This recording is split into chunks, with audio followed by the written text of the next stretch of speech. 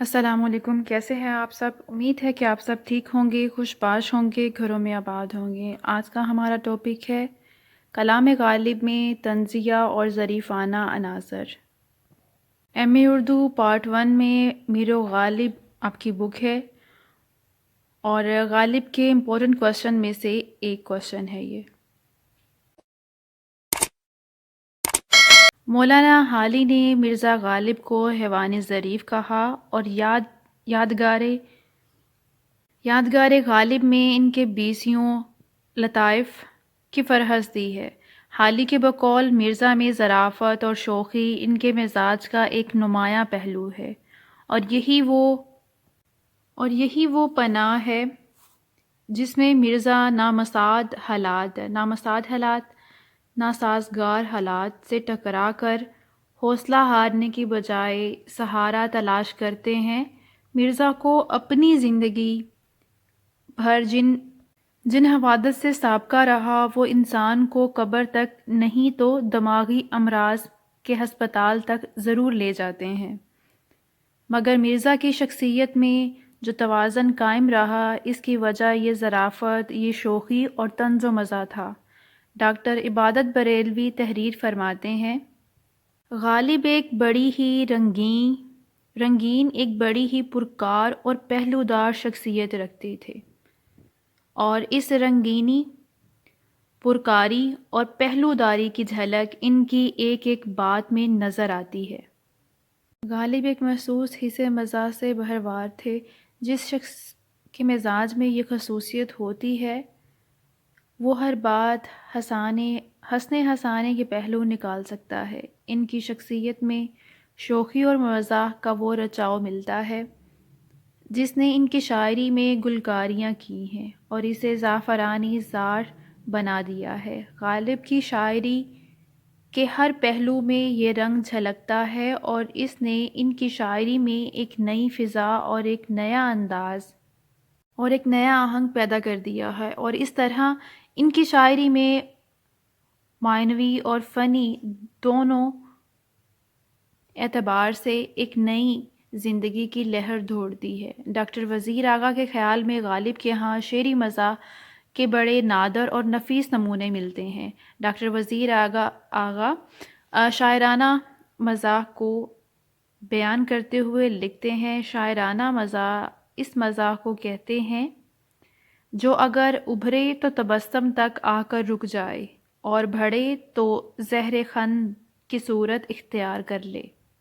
اصل میں یہ مزاح شاعر کے احساسات کی گہرائی اور حقائق پر ایک کڑی گرفت کا نتیجہ ہوتا ہے، اور غالب کے مزاج کی یہ افتدا سب سے زیادہ ان کی شاعری اور خطوط میں بھی اپنے آپ رونما کرتی ہے۔ یہ عجیب سا اتفاق ہے کہ مرزا کی شاعری اور خطوط، نظم و نثر دونوں کی مشترک خصوصیات ان کی انداز، طنز و مزاح اور شوخی ظرافت ہے۔ وزیر آغا لکھتے ہیں، غالب کو ایک لطیف حس مزاح حاصل ہے، عام زندگی کے علاوہ ان کے فن میں بھی نمودار ہوئی ہے۔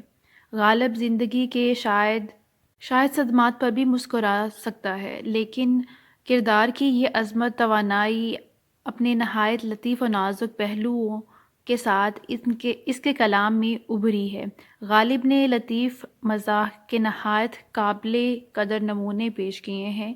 یہ اشعار دیکھیے، کیا کیا خضر نے سکندر سے، اب کیسے رہنما کرے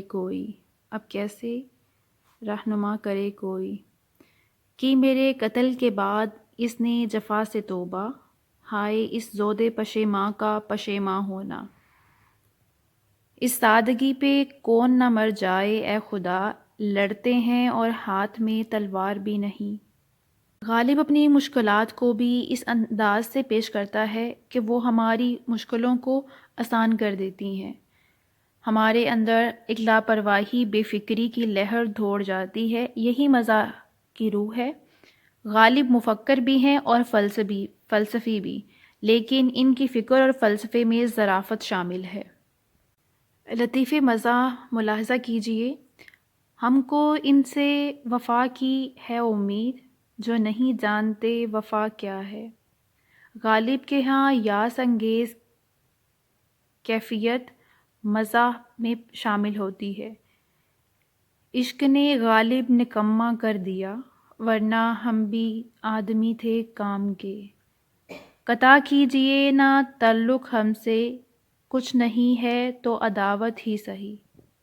غالب کی شوخی ظرافت ان کے ہاں حسن کے بیان میں بھی نظر آتی ہے۔ محبوب اور محبت کرنے والے کے جو روابط ہیں اور ان کے نتیجے میں جو حالات پیدا ہوتے ہیں، ان میں بھی اس کی جھلک نظر آتی ہے۔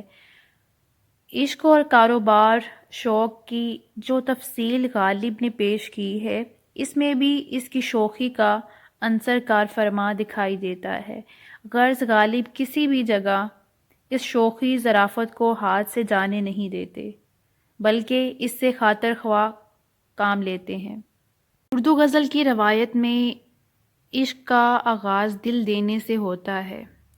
عاشق کو محبوب سے محبت ہو جاتی ہے، گویا وہ اپنے دل سے ہاتھ دھو بیٹھتا ہے اور اس کا دل محبوب اڑا لے جاتا ہے۔ غالب نے اپنا اظہار خیال کرتے ہوئے اس میں یوں ایک پہلو پیدا کیا ہے۔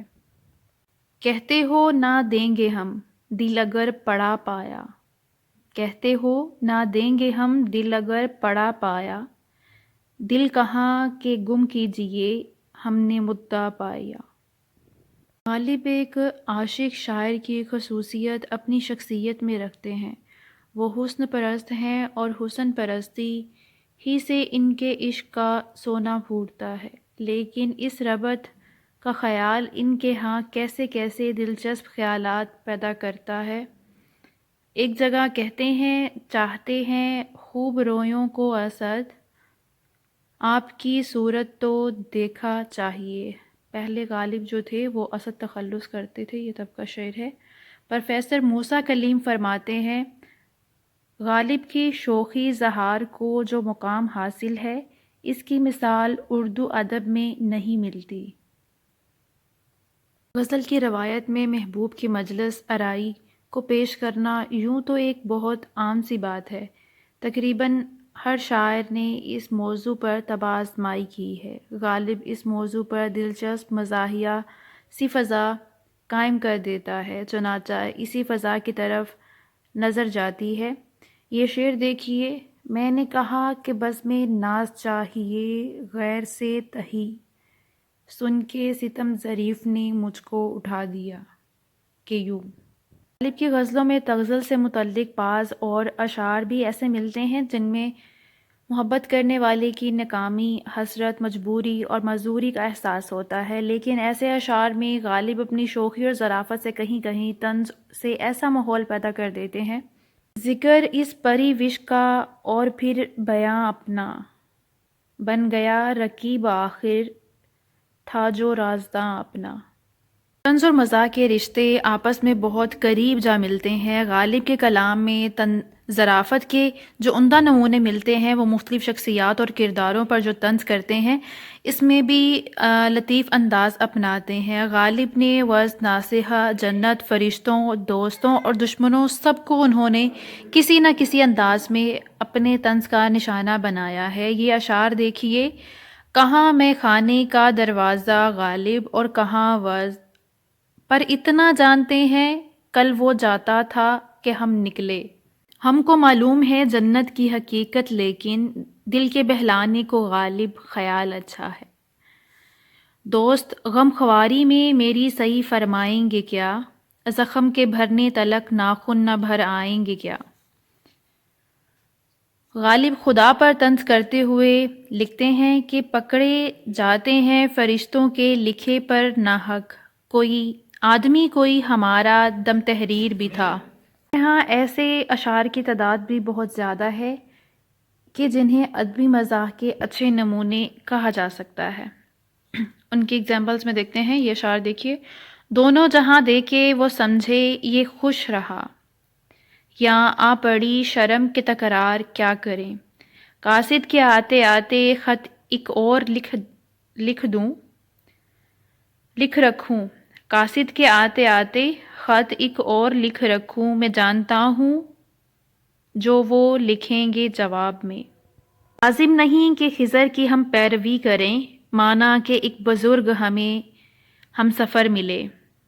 ان کے انداز بیاں کی دلکشی، لطافت کا یہ عالم ہے کہ کسی جگہ بھی بے محل، بے مقصد تعریف اور بے جا تشدد یا محض زبان درازی کا گمان نہیں ہوتا، اور نہ ہی ان کے کلام میں خستہ پہلو موجود ہے۔ غالب کے طنز و مزاح میں خود کو بھی معاف نہیں کرتے۔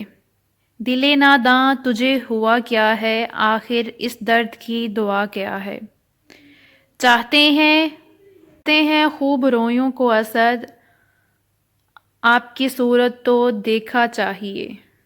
غالب کی درویشی دیکھیے، ہاں بھلا کر تیرا بھلا ہوگا، ہاں بھلا کر تیرا بھلا ہوگا، اور درویش کی